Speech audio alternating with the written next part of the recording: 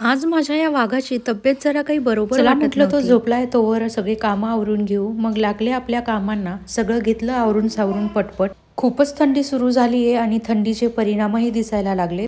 कानासाठी हे मी आता second time homemade Cerelac बनव.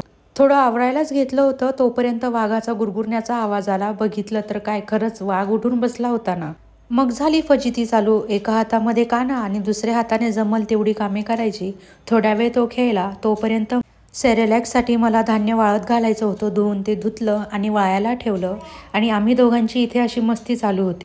लेकरू आजारी असलं की त्याला जास्तीत जास्त आपली आई आपल्याजवळ लागते. झाली आहे फक्त सर्दी, पण पूर्ण बेजारी करून टाकली आहे या सर्दीने. कान्हा थोडाही खाली राहत नव्हता. पूर्णपणे माझ्यासोबतच त्याला राहायचं होतं. मग आई असताना या सगळ्या गोष्टी लेकराला घेऊन मॅनेज करणं तर आपल्यासाठी आता नेहमीचंच झालंय.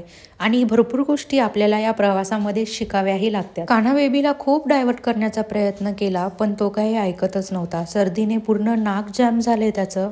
त्यामुळे काहीही केल्याने तो राहत नव्हता. थोड्या वेळ त्याला झुल्यामध्ये टाकलं आणि इथे माझं चालू होतं शोधणं लायटर. पण ते काही मला भेटलंच नाही. कुठेतरी काही गडबडीत मी ठेवून दिलं असेल. मग शेवटी माचीसच वापरली.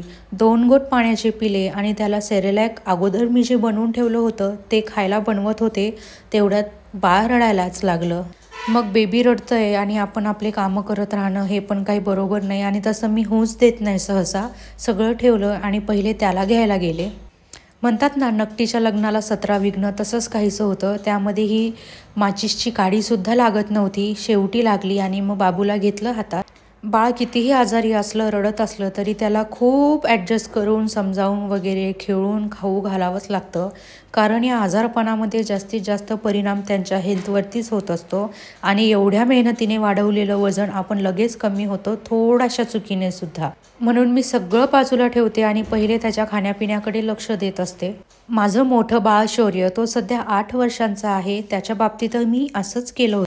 पण त्याची तब्येत एकदा गॅस्ट्रो झाल्यानंतर जी बिघडली ते बिघडलीच. मग काही त्याची तब्येत अशी छान झालीच नाही. त्यामुळे कानाच्या बाबतीत मला खूप अनुभव आलेत आणि भरपूर गोष्टी मी टाळण्याचा प्रयत्न करणार आहे. अशाच गोष्टींमधनं आपण शिकत असतो. जशी मी शिकले. तुमचेही काही अनुभव असतील मला नक्की सांगा. चला म्हटलं थोडंसं जेवण करून घेऊयात. तेवढ्या वेळ बघा ना हे माझं बाळ काय करत होतं. काय करावं या लेकरांचं, किती गोड गुण करत असतात. मग त्याला वाफ द्यायला घेतली. सर्दीचा हाच सगळ्यात बेस्ट ऑप्शन असतो. चलो बाय बाय, भेटूयात पुढच्या